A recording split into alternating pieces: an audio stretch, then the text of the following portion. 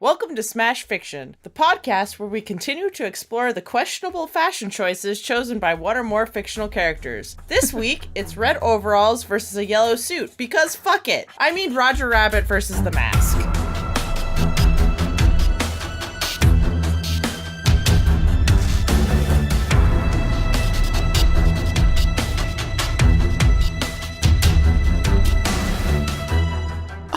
Oh, welcome to my sordid little affair. I've grown tired of grapes, chocolate icing, and fry in particular. I am Hedonismbot, and I am here to give you the best entertainment in the universe. Yeah. Here I have two of the best contestants. Well, the two best contestants I could find will be fighting each other in my pit. Jambi, bring out the contestants.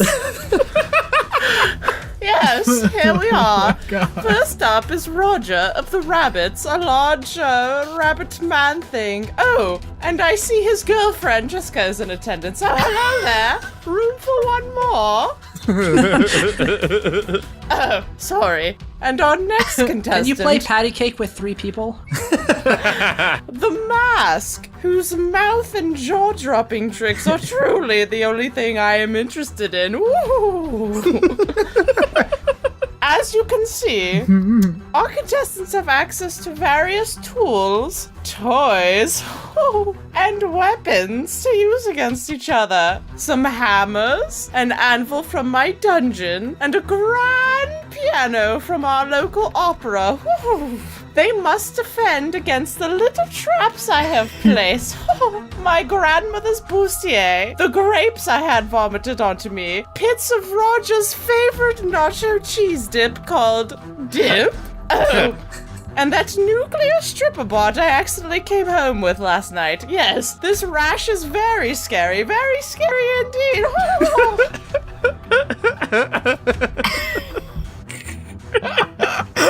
Well, I'd rather be drinking the drink than fighting this time around, so I, Liz Logan, will be your totally fair judge this week, I promise.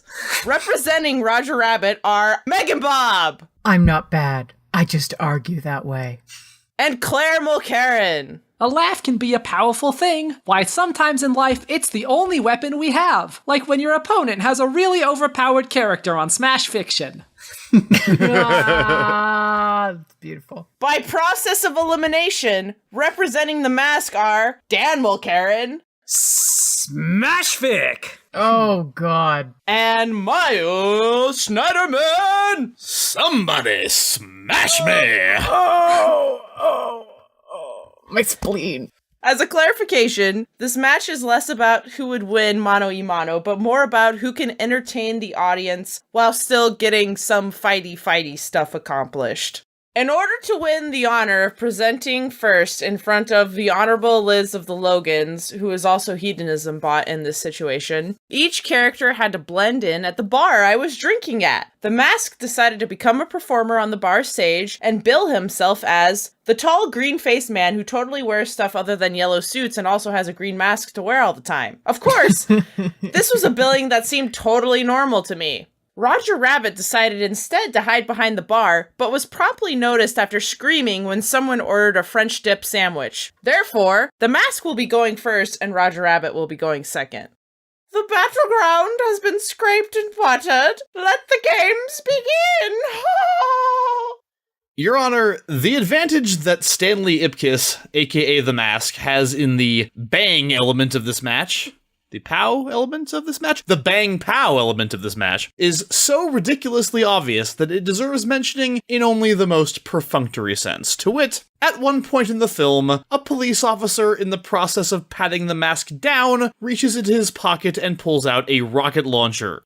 That's basically all you need to know, right? The dude disposes of a bomb by swallowing it and belching out fire. He is functionally immune to the laws of physics. In a straight-up combat, he would wipe the floor with Roger Rabbit, by which I mean he would transform into a janitor, pick Roger up, turn him upside down, use his ears as a mop, and then stick his head in one of those ringer things and squeeze until the twitching stopped. The Mask wields the power of a Norse god. Roger's best attack is an allergic reaction. But This is a battle of entertainment, and in that regard, Roger presents a much more formidable opponent.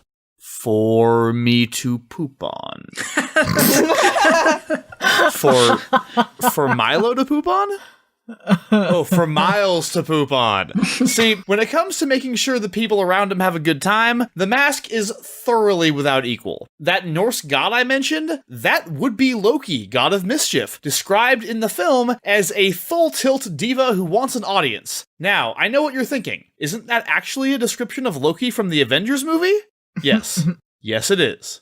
But it applies, because a diva with an audience is exactly what it creates when it touches the face of Stanley Ipkiss. Stanley is a man who desperately wants people to like him, but who has such a hard time comfortably interacting with people that he usually falls on his face and retreats into his preferred world, the world of cartoons. When he becomes the Mask, that persona is turned up to 11. The Mask amplifies everything that is inside, so good becomes great. Bad becomes worse. Now, I know what you're thinking. Isn't that actually a quote from the Captain America movie that refers to the super soldier serum? Yes. Yes, it is. But it applies. Really, the Mask is better than the serum because it doesn't just amplify who you are, it amplifies who you want to be. And since Stanley wants to be likable, and maybe also to be a cartoon, it's no surprise that the central scenes of the movie go down the way they do. For example, the Mask bursts into the Coco Bongo in a cloud of money, transforms the band into a different kind of band, and proceeds to dance wildly with Tina while both the musicians and the audience are too busy having fun to worry about the feats of actual magic being performed in front of them by a guy who had a green wolf's head like 30 seconds ago. When Dorian Tyrell and his goons show up a few minutes later and try to shoot him, he seamlessly slips into a death scene acting routine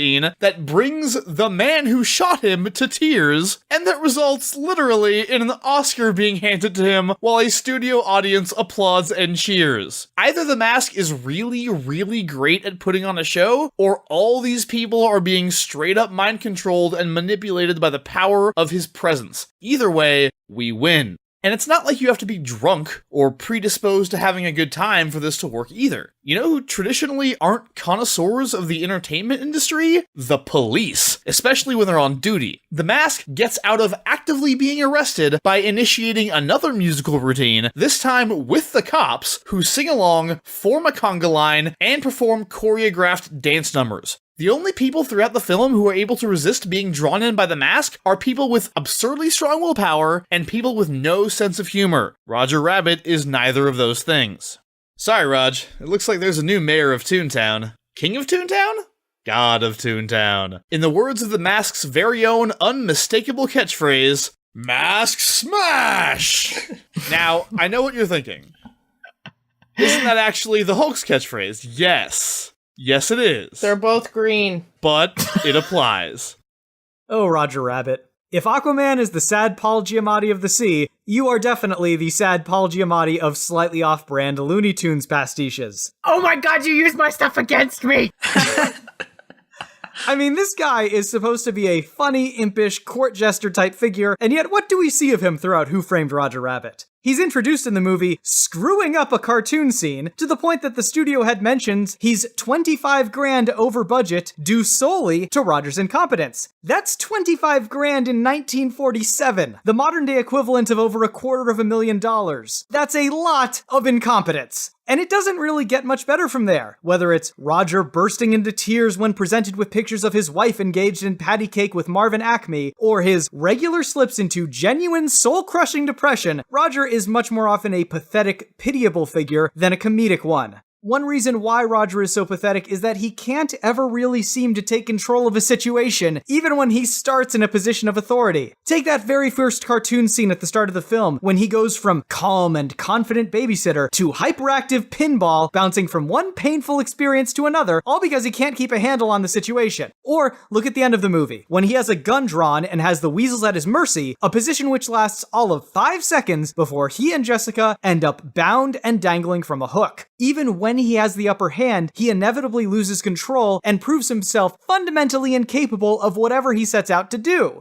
And that's another thing. Roger is incapable of showing good judgment and self-control. Whether it's singing and dancing for a crowd when he's supposed to be keeping a low profile, or that part where he's supposed to be keeping a lookout and ends up monologuing so extensively that Jessica sneaks up behind him and knocks him out, he's shown that he can't be trusted to make the right decision no matter what the consequences. The most egregious case of this is when Judge Doom lures him out of hiding by starting the shave and a haircut knock. Roger knows that this is all a ploy to get him to reveal himself, but he just can't help it. He has to respond with the requisite 2 bits. In the end, that's what it really comes down to. Both of these guys are funny characters, but only one of them is a capable character. Roger Rabbit can't do something if it's not funny, but the mask can do anything as long as it's funny. Now, this is a subtle but critical distinction. In Roger's case, it's a limitation, but for the mask, it's an excuse for him to do crazy things like turn the fountain of the Coco Bongo into a giant toilet, or produce an endless supply of random objects from his pockets, things which Roger can't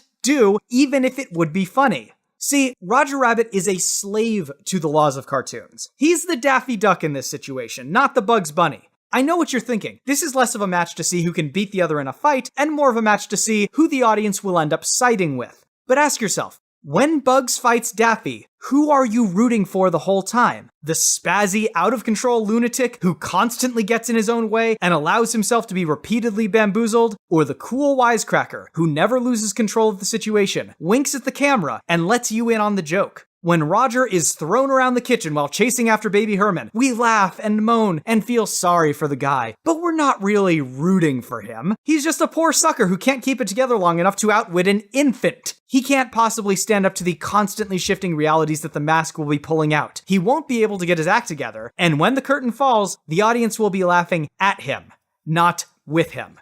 That's all, folks.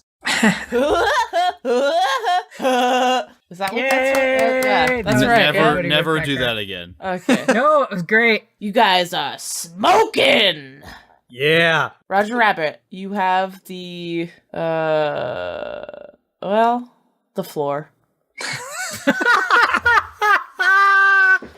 Oh, that was really beautiful. The very anticlimactic floor. I know what the competition is going to say about this match. On one hand, we have an all-powerful, reality-shaping superhero who legit got his powers from Loki. And on the other hand, we have a dopey cartoon rabbit who is continually getting the shit kicked out of him and basically fails at everything that he does. But cartoons, unlike most of the matches that we have here on Smash Fiction, are not about power level. They are about archetypal narratives. So in order to see how this narrative is going to play out, we have to ask ourselves, what is Roger Rabbit's archetype? Roger Rabbit is a lovable underdog.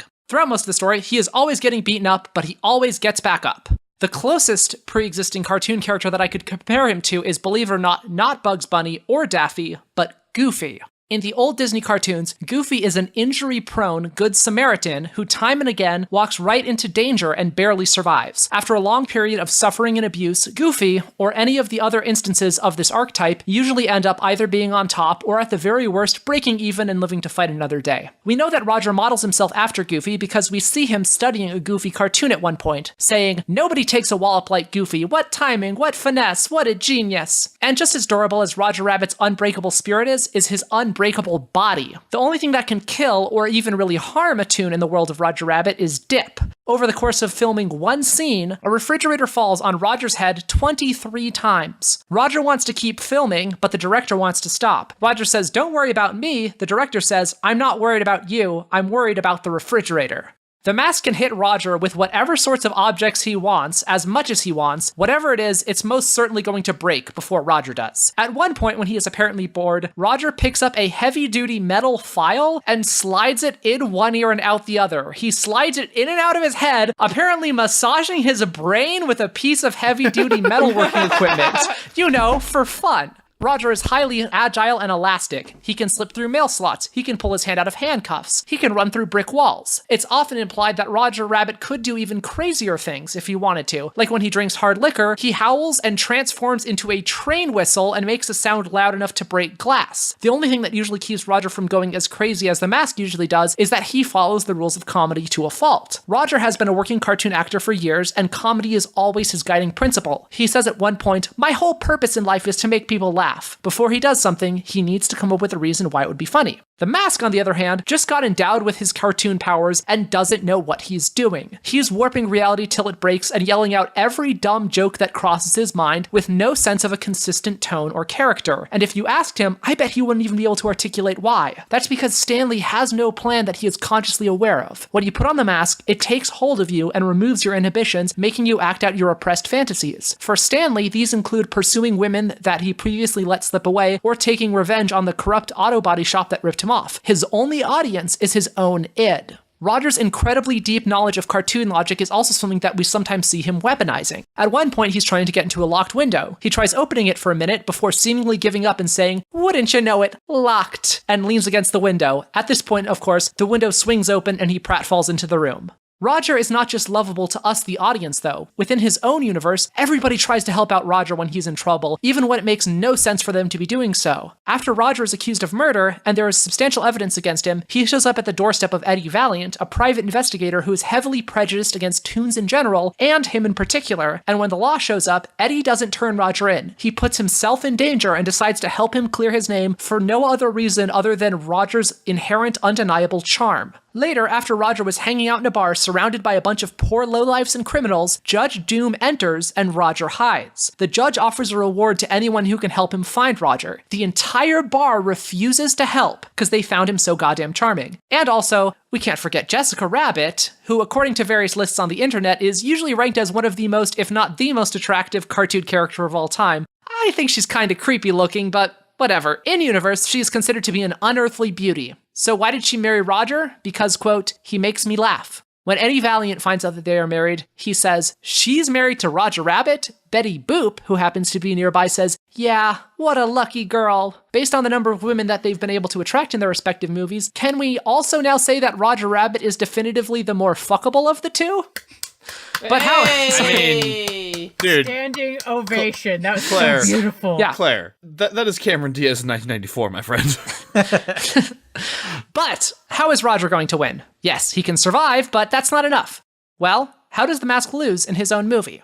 He loses his mask. Dorian tricks Stanley Ipkiss into giving up the mask. Later, Tina tricks Dorian into giving it up. Stanley also quite easily pulls it off of Milo with one hand, so we see it's not that hard to get it off. After a long fight in which Roger time and again narrowly avoids death at the hands of the mask and keeps on slipping away from him at the last second, I think Roger's gonna trip and fall and reach out for something to hold on to, and yank! Off comes the old mask, and all that's left behind is Stanley Ipkiss in his ridiculous pajamas. And then maybe Roger puts on the mask? I don't know what that would look like, but dear God, I want to see it. So, who would win in a fight? A rabbit or a hunter? A roadrunner or a coyote with an endless arsenal of high-tech weaponry? A big bad wolf or three little pigs? In real life, it's whoever's stronger. In cartoons, it's whoever the audience is rooting for. 1994 called, and it misses you. Why have you stopped calling? Oh, that's right. Because it was a time when everyone was into shouting catchphrases and the cherry poppin' daddies were a thing people liked. The Mask is inspired by the classic cartoons of Hollywood, but like when the contrast on your TV gets fucked up and everything distorts, this is that same problem. The colors are turned up to the greatest extremes, and boy is the mask colorful. But that's a one-trick pony. I get that 1994 was a different time, but wearing a beret and telling a woman that you want to spread her pate is just creepy. I mean, spread your own pate, pal. Even if you're into the balloon animals, the giant mallet, the oversized hat, those are funny only because no human could have those. That's always the joke, though, that he's not a human. But against an actual honest-to-God cartoon character, I am so sorry to say this, but the mask is basically Carrot Top.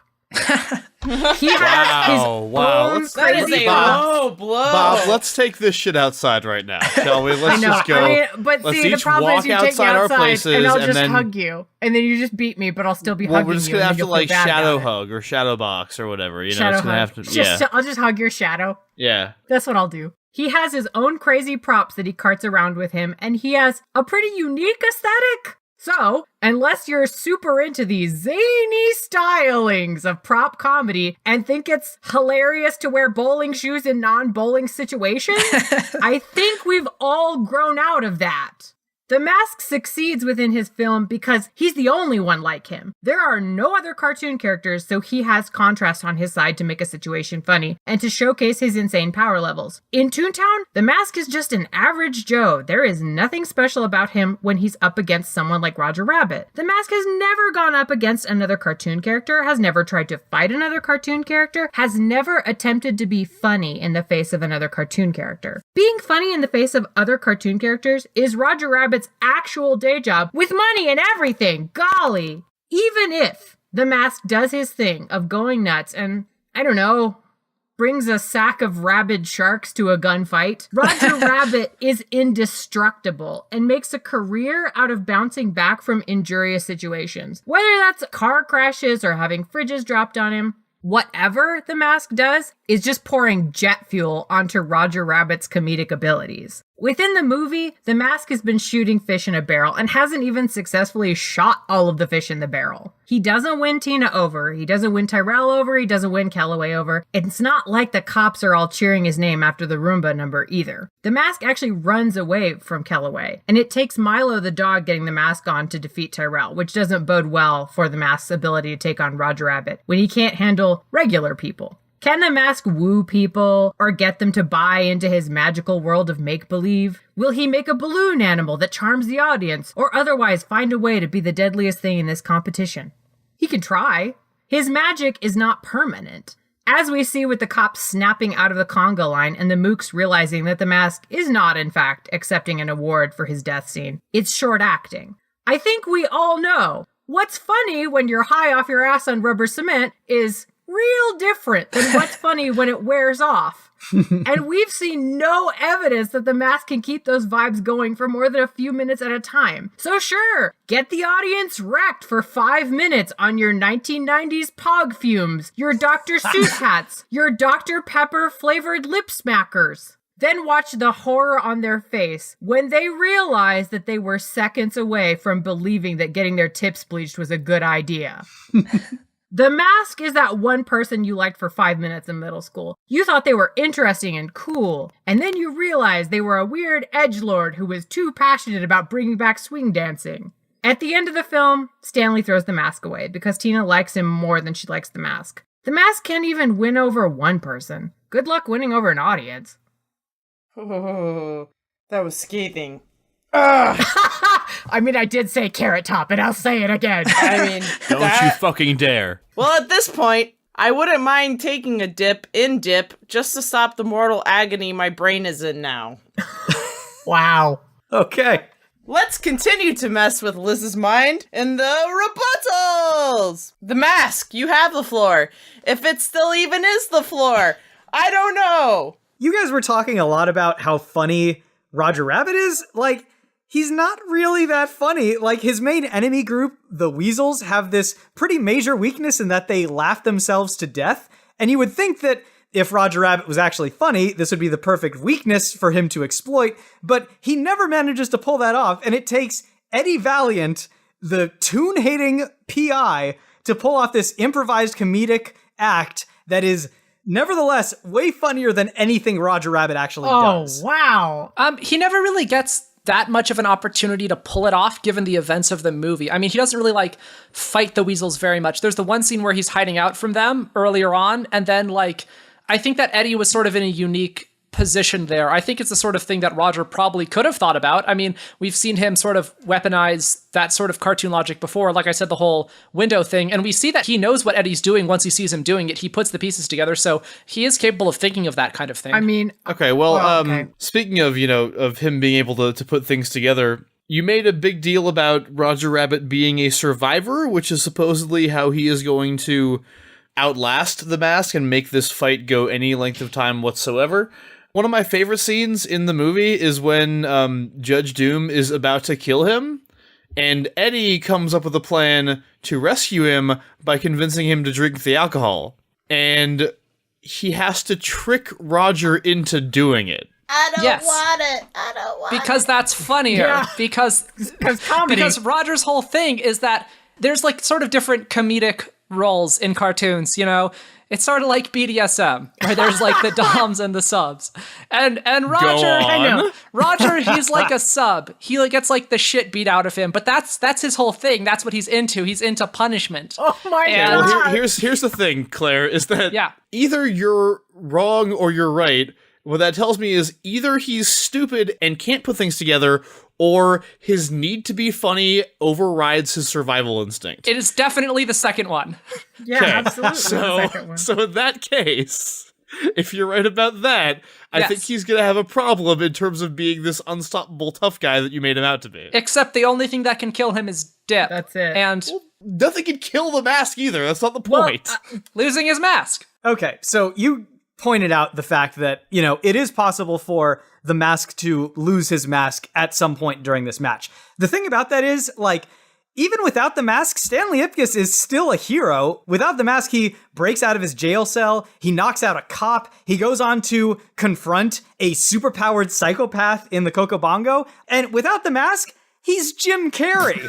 Like, he's still way funnier and way more likable than Roger Rabbit. Oh wow, those are. I mean, I guess that's fair. Guns. I think that while Jim Carrey may be funny, I think if Stanley gets unmasked, given how like weird Stanley is about being self-conscious and stage frighty, I kind of feel like he's just gonna like pee his pants and run away. Like Well, he doesn't depending really on have that issue depending by the on end which of the Stanley film. it is. So yeah. He doesn't really have that issue by the end of the film. Also, the whole thing about, like, the mask being easy to take off, it was easy to take off Milo because Milo clearly didn't really want it. I don't know. He seemed really into wearing it. I don't know. I think I saw the abyss behind those eyes when he was wearing that thing. What can When really Stanley be seen tried- behind like 90s CGI eyes apart from the abyss? Ghosts. When Stanley tries to take it off of himself, it requires both hands and like 10 full seconds of constant pulling. This is not something that's going to get completely accidentally agree knocked with off you. as a result of And a while he's pratfall. wearing the mask, he never gets defeated by anyone. However, I think that's probably because he's trying to pull it off and it's fighting him because it's like taking control of his willpower because he doesn't want to remove it, but it's easy for someone else to take the mask off because the only time that happens is when he pulls it off of Milo and he does it very easily with It one happens hand. because Milo's a dog. okay. Even if I don't like what you're implying here.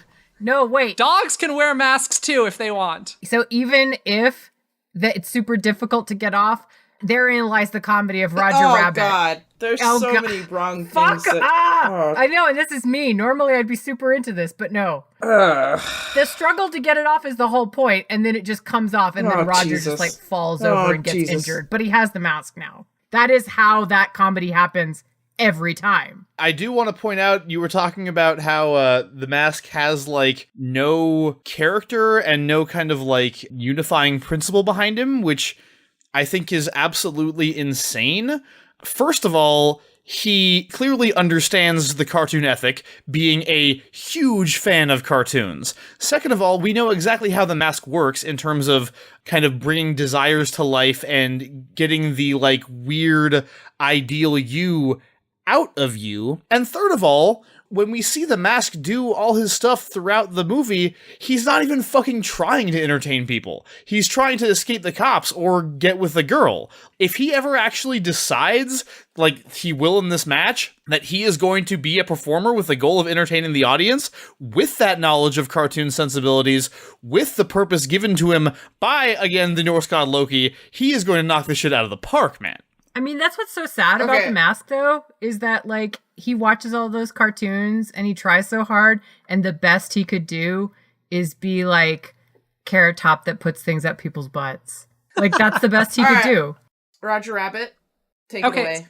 Okay, first, real quick point. You talked about how it was such an indictment of his comedic skills that scene was going over a budget and they had to keep filming. But they actually say that the reason that he can't do it is because he's torn up, because he's been being told these rumors of Jessica and his focus is divided and he's off his game at the beginning. But we get a sense that that's not normally how he works.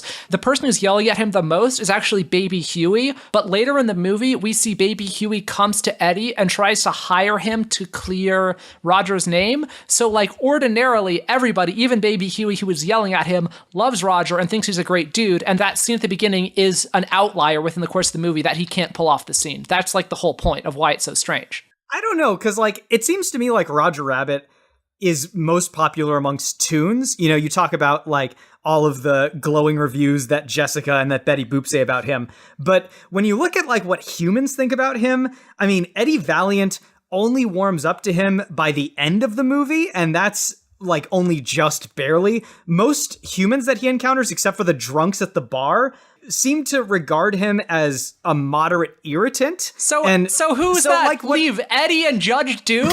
Is that your sample size? You just had to like say it can't conclude the bar because they love him. Like, my perspective on this is that Roger's like one of those comedians whose work is so precise and edgy that it really only appeals to other comedians who can see what he's doing. For people that aren't in that inner circle, like, it's not nearly as enjoyable. There's no evidence of that. There are no humans that dislike him, apart from Eddie, who hates all tunes, and Doom, who hates all tunes. Toon count his plus, brother. beyond that, like, if you're a professional dude, if you're a performer, and I think, Dan, you can probably speak to this, like, if you're going through shit, I don't fucking care. You better do your job. If you're an actual performer and you're good at what you do, you will not let the rumors of your wife sleeping around affect you to the degree 23 takes, the degree that it affects Roger Rabbit during that scene. To be fair, the only thing that he couldn't get right in that scene was that he was doing birds instead of stars, and that's so not worth it that the director should have realized it's not worth us going over budget, let's move on. He was just getting the wrong thing over his head. Clearly it's important, and if you're an actor, your job is to do what the director tells you to do, and do it well, do it professionally, no matter what's going on in your personal life. So I see that as an indictment of Roger as a performer. I have not heard a convincing argument from y'all about how the Mask's incredible OP-ness is not going to just rebound off of Roger, because that's the thing he does, is he gets injured in comedic ways. The Mask's OP-ness is a liability. I don't think so, because if Roger Rabbit has a tendency to be injured in comedic ways, and the Mask has a tendency to injure in comedic ways, it seems to me like that's the perfect symbiosis, and really what it comes down to is who's going to entertain the audience more. And for me, the sheer range of creativity that the Mask exhibits in his pranks and in his shtick is going to be way more entertaining for the audience than Roger Rabbit just sort of reacting and getting smashed flat like a pancake by a mouse. Yeah, like if Roger is just like lying back and fucking taking this shit. No, that's not what like, he maybe does, we can't though. kill You saw him. the movie. He, like, bounces back in this wild way. Miles, like, to the uneducated, it seems like the Dom is doing all the work.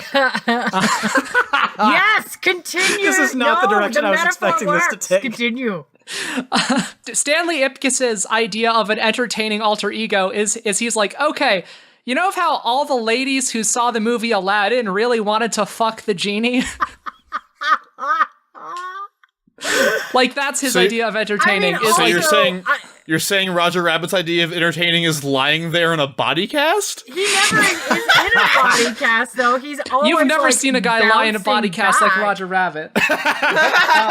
Even him at his most injured is still fucking endearing, adorable, and hilarious. Like, we're going to to see him at more than what we've seen of his most injured, I assure you of that. I mean, so look, you can claim that the Mask isn't entertaining, but like when he performs for an audience, everyone is into it. Like that scene at the Coco Bongo where he like turns that band into a swing band and gets the whole place jumping, or when he gets a squad of police officers who have been directed to bring him in, which arguably is maybe the toughest audience you could ever be expected to play. I would point out the audience that he wants to win over most is Tina. And when he shows up with her, when he's dressed like the weird French guy, he just creeps her out and she tries to get away from him. He doesn't have a perfect track record. He's hit and miss. And he doesn't. Sometimes he's hit and miss with seduction, not with entertainment. The police don't stay charmed, though. Like, they do snap out of it. They're into it for, like, 3 minutes, as long as the song goes. We don't need these people to write a good review. We just need them to be entertained for the night. Basically, if all of your comedy comes out of, like, abusing other people and being the sort of infallible, perfect dude, if the person that you're fighting against is a bigger authority figure than you, then the audience is going to be on your side. That's like what makes Bugs Bunny work, is that the person he's like playing pranks on is a bigger jackass. But if the person that you're playing pranks on is a nice person that people like, then you become a figure of authority and you become a bully, and therefore you need like comeuppance, dramatically speaking. So I don't know, man. I think you're giving a little too much credit to people who are like on a Friday night, hey, you know what we should do? Go see the Hedonismbot show. Oh, Thank you, everyone. What a great show.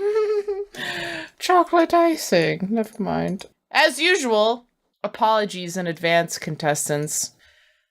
Who am I kidding? This is my favorite fucking part. Somebody stop me! Ha! You can't. Well, wasn't it entertaining, everyone? Oh, yes.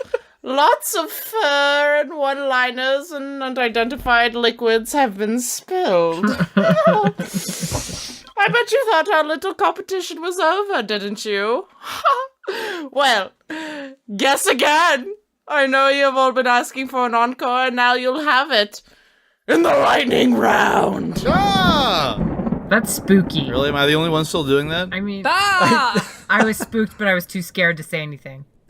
You were trying to hide from the It's lightning like round. it doesn't make it look very good on me. You know what I mean? Like if I'm the only one. Oh, do you like, want to scared do of it the lightning again? round, I'll do guys. it. I mean, I don't know. That's up to I don't Liz. want you to feel alone, Miles.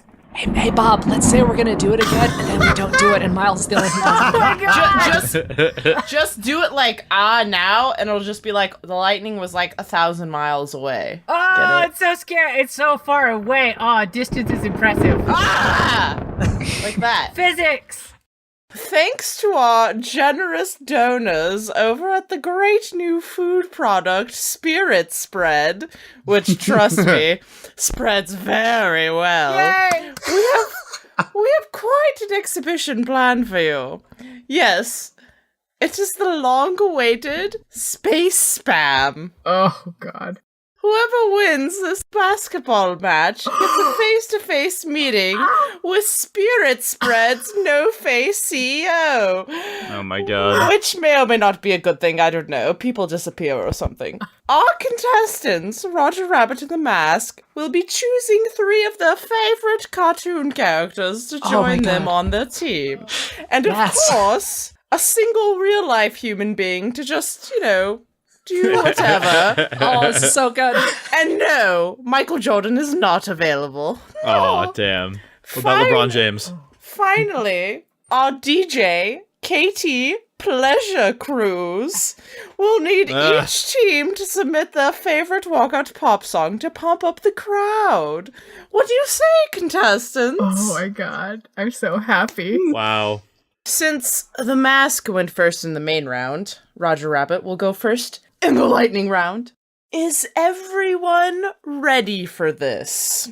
I mean, I don't know. actually, or... Thank you! Megan Bob got it. Good job, Oh Megan my Bob. god! Yeah, I'm like really ashamed right now. Yeah, you guys are terrible.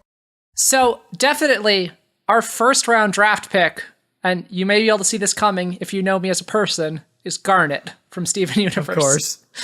1, she's tall. She is incredibly agile. She has the ability to see the near future. And, spoiler alert, if you watch Steven Universe, go forward like 30 seconds. She has the ability to split into 2 people.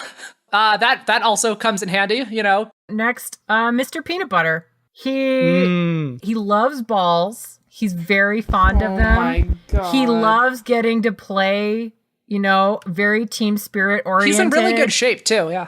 He is. He does a lot of exercising, and also he is easily so full of bonhomie. He's going to be the one who keeps the team together, just on pure charm. Mm-hmm.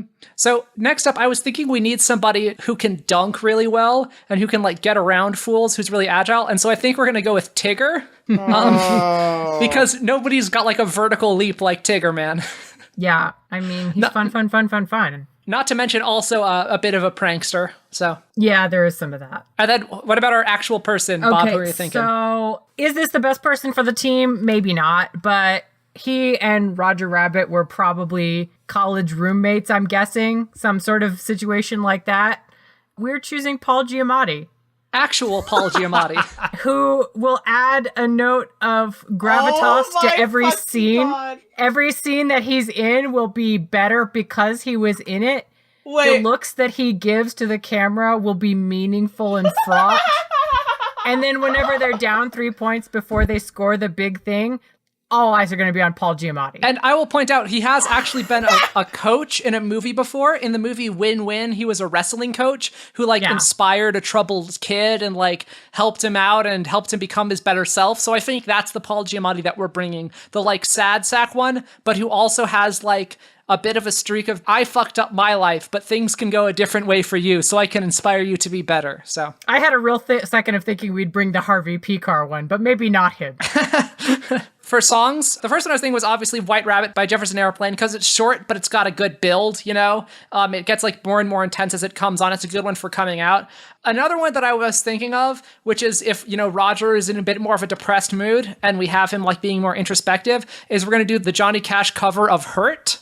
Oh, God. Oh, man. Oh, you guys are just... Wow. You Just guys. picture Roger Rabbit coming out to, I hurt myself today to see if I still feel.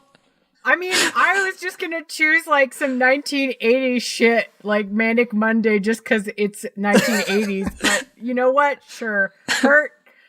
Oh, God. Okay. No, I'm into it. I'm just, him and Paul Giamatti are just going to be crying in the corner.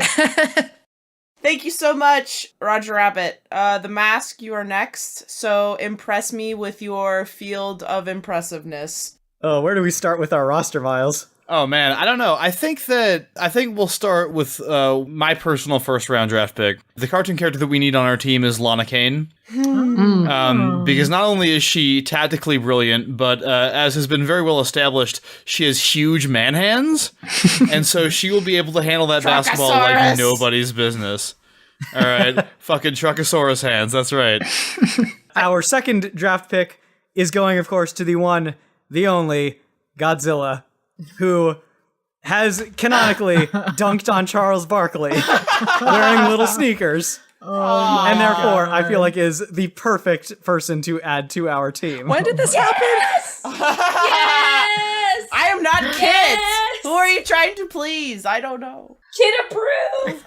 I just think it's a good choice. That's all. I feel like anyone who doesn't like the idea of Godzilla dunking on Charles Barkley is just kind of I don't know. Yeah, I don't want to know this person. Our third pick for cartoon characters is going to be Batman. Miles, Which you're Batman? not allowed to pick Batman. There are a million cartoon versions of Batman, ma'am. Pick one. You, Miles, personally are not allowed to pick Batman. I think we'll probably go with the Batman that hung out with the Harlem Globetrotters in Scooby-Doo, because that Claire, seems like would it surprise you for a moment to learn that it was not my pick? All right, but then make Dan say it. I don't like you talking about my Batman. Batman is so great. He's the second best comic book character except for shut up. Dr. Doom. So, he's going to win this one. And as Dan mentioned, Harlem Globetrotters. I cannot even believe that you picked Batman and not Spider-Man. Spider-Man's a natural. Why'd you pick Batman? Because he hangs out with the Harlem Globetrotters. What more do you need to know?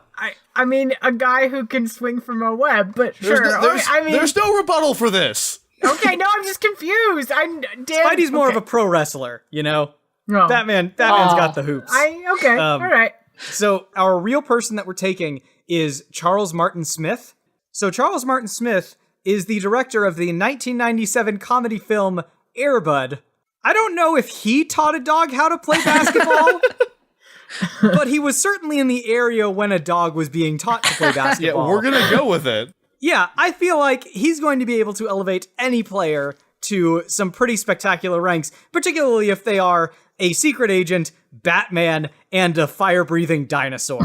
There's going to be some incredible skills exhibited in the ring or on the court this day. I think Garnet's hands are bigger than Lana's. I don't know, man. Maybe not bigger as big than as Godzilla's, but yeah.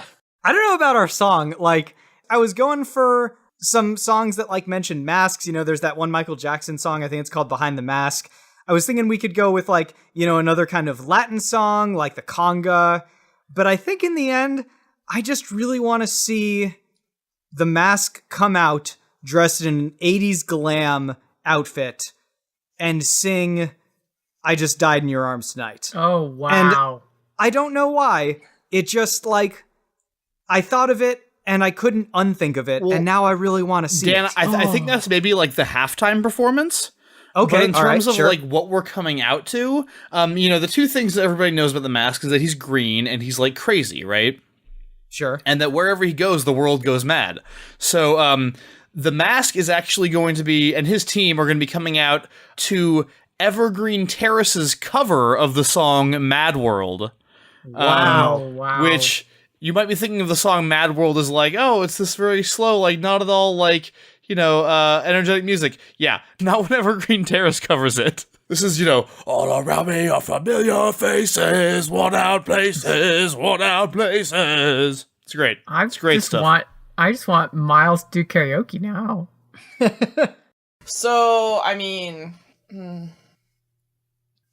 I should go. Goodbye. That sounded Please so come sad. back, though. Please come back. Should we be worried about Liz? Like, judging brings out this weird, like, darkness from her. Did you guys know that Air Bud was based on a book? Fuck! No, Someone probably not wrote know it being that. like, well, they can never make a movie out of this because you What? can't fucking teach a dog to play basketball, actually. That's as weird as knowing that Roger Rabbit was based on a Yes, book. which is also very weird. It's such a visual story. Yeah. That like how is that even remotely interesting as a book? I think I that mean, one I'm they sure it's probably hit fine, the but- noir a bit heavier, and then this one they probably Yeah. hit the cartoon a bit heavier. Do you guys know that in addition to IMDb, the Internet Movie Database, there is also IMFDB, the Internet Movie Firearms Database? What? Okay. Yeah, that's a thing. I discovered that while researching this match. Does it include the Mask's balloon gun? I don't think so, but it does like go into real, like terrifyingly specific detail as to like what every single gun in the Mask is. Okay. There's a It's lot of them. really weird. Which one is Eddie Valiant's gun that shoots cowboy bullets? I don't know. I ran away from the website. I'm looking at that site right now, and at the bottom of the screen you see there, it says copyright 2017 Liz Logan. That's weird. Yeah, it's bizarre. I wonder who that is. Yeah. Okay, so is the name of the Air Bud book, is it just Air Bud, the book? I think it was Air Buddy was the name of the book. Okay, I'm like, because I gotta know, man. I gotta know a lot.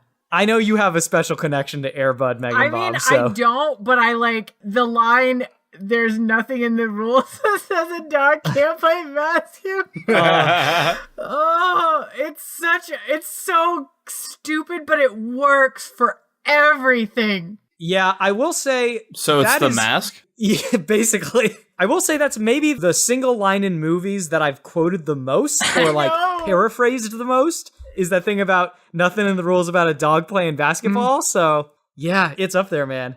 Speaking of the Mask, like God. I think between like the number of times that they say like yeah right and the fact that everyone thought that like swing music was cool, you can probably tell not just what year but what month that movie came out in. Right. Like, Yeah, dude. but the Googled CG Cherry looked Pop really Daddy. good. I thought. Like, Oh yeah, I did. it was like not necessarily going for realism, but that was fine. It like had a very consistent aesthetic that I thought really worked. That was the part that surprised me the most was how good the CG was. So yeah. I was Yeah, both of these surprised. movies really aged well with their special effects. You know, I it think was so a little too, yeah. easier, I think, for Roger Rabbit because, it was intended to look cartoony, but like you get the sense that like there's real people are in the same room with these cartoons. Yeah. It's very impressive. I think that with like video games too, the ones that age better are not the ones that are more realistic, but the ones that have better art direction. Oh yeah, Like for sure. it's just all about knowing what you can do and what you can't with your technology and then designing around that technology. I actually have a question for you all because like Bob Hoskins was at the end of a long list of people who they wanted to play that part, right? I didn't hear that, but okay. Okay, so originally these are the people who they considered. They considered Harrison Ford, and then they also considered Bill Murray, and then there was talked about Eddie Murphy. But I want to imagine for a second, what would Who Framed Roger Rabbit look like if it had been Harrison Ford? I actually think that Bob Hoskins is so good. I mean, obviously, if it had been Bill Murray, we would have said it has to be Bill Murray. It can't be anyone else. But like, I like the idea of how straight he plays it, and I think I think everybody else would be jokier, and like Harrison Ford would have been like all weird and like charmingly smiley in that A way. weird dad And, type. yeah, he's like in that weird like Harrison Ford kind of smolders, He really does. And I don't like that. I don't like it. Like I'm trying to think of other actors that I think could have pulled it off. I'm thinking maybe like Ed Asner. Yeah. Oh, okay. I will yeah. say, if Harrison Ford had done it, though, it would have made it a really good double feature with Blade Runner. True. Oh yeah. my god, Harrison Ford in weird places. I would rather see Harrison Ford. I in that just role heard Blade than- Runner. What was going on with Blade Runner? Oh. Fuck, you guys were so good in this one. Like, this one was just like, Aww. it's like I just walked around my house, like, thinking about it, and now it's like I sit down, and then I hear Blade Runner, and then my mind just gets scrambled again. I just want to keep this short and succinct. I can only hear Coco Bongo so many times, the mask wins. Wow. Fair enough.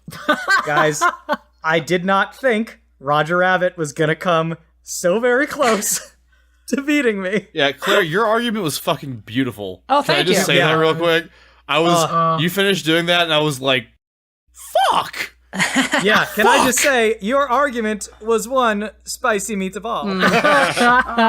So what you're saying is that you Have put I my made a argument in terrible your mouth and mistake? swallowed it, and then it went away and did not hurt you at all. That's correct. That's Now I absolutely feel like what I happened. made a terrible mistake. Oh, God. I mean, Oh, you clearly God. have, but So, what if, like, Liz is like Wander? Like, every time she judges, it's like she kills a colossus, and then a little bit of Dorman infests her. that kind of explains what's Wait. going on. Yeah. Excuse me. Yeah, Wait, what is yeah. this about? Don't worry about it. Let us know if you get horns, though. Yeah. Let us know when she's had her 16th match after Superman versus Goku, and then some very interesting things are going to start happening. Is Superman versus Goku like my turning point? That was the turning point. Yeah. I mean, Absolutely. I'm calling it as the turning That was point the moment now. your soul died. I mean, I feel like that was like a great. Yeah, that was great. That will live in my. I mean, that's what a person possessed by Yeah, I was Dorman gonna would say. say. Da da da da da da. Get thanks.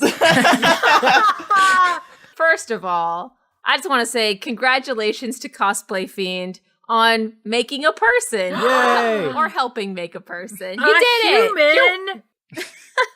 Good. Most of the time, but I know this one's going to be a huge nerd. So Yep. yay. Yeah. Can always use more of those. I can't wait to see baby cosplay. Let's do it. Okay, over to Twitter. Thank you to Sky Ertl, Rafael Medina, Neil Butler, and Florian.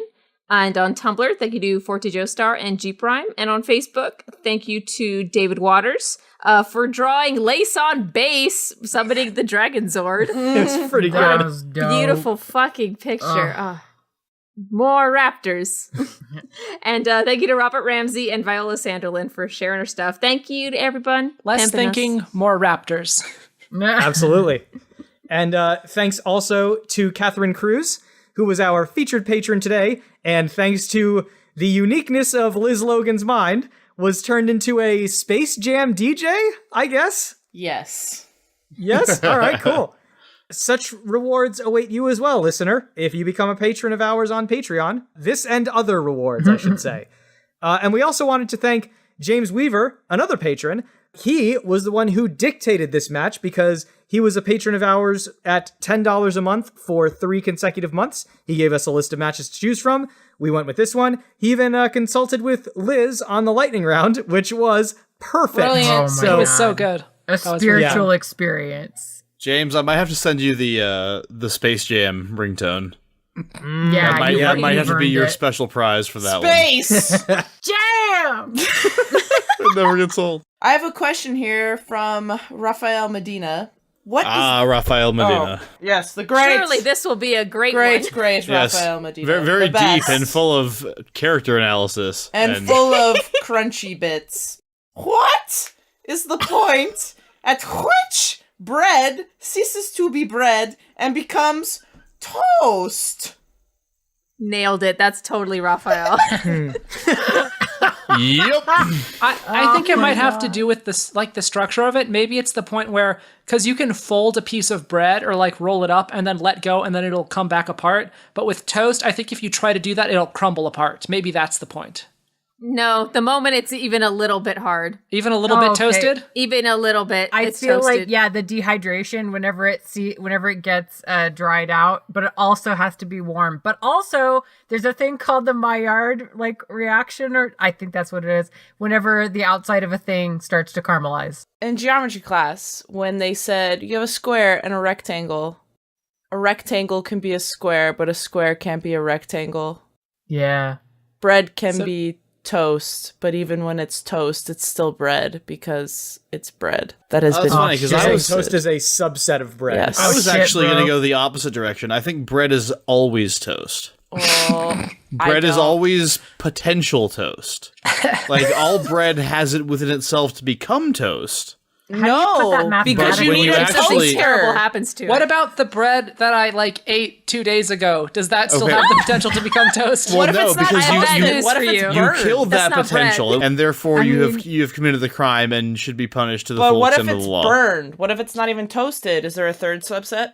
I mean, No, that's just like the charcoal. I think worst that's toast dough. ever.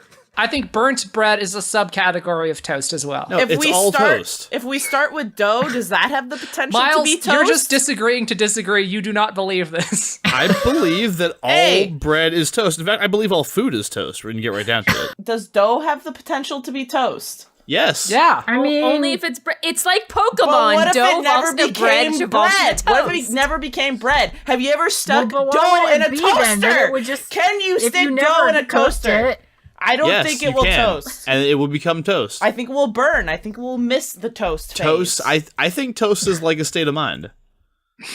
Like, you know.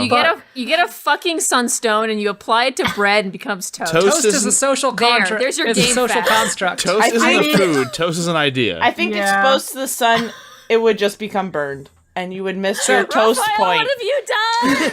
Thank you for listening to this episode of Smash Fiction. Next week, we have Beatrix Kiddo versus Imperator Furiosa!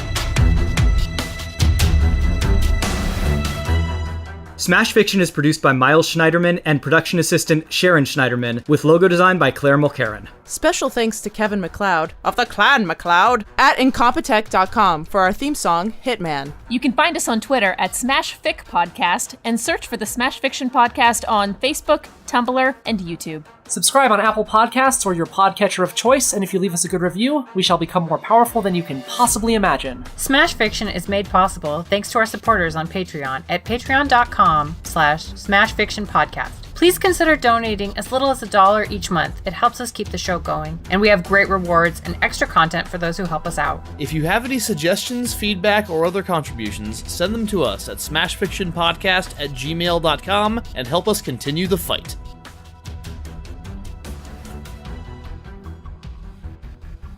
Yes, it is. They're both green. But it applies.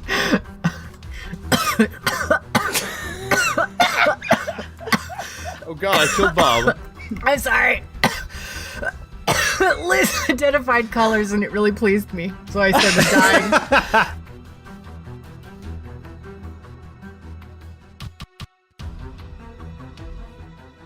So he goes through a window.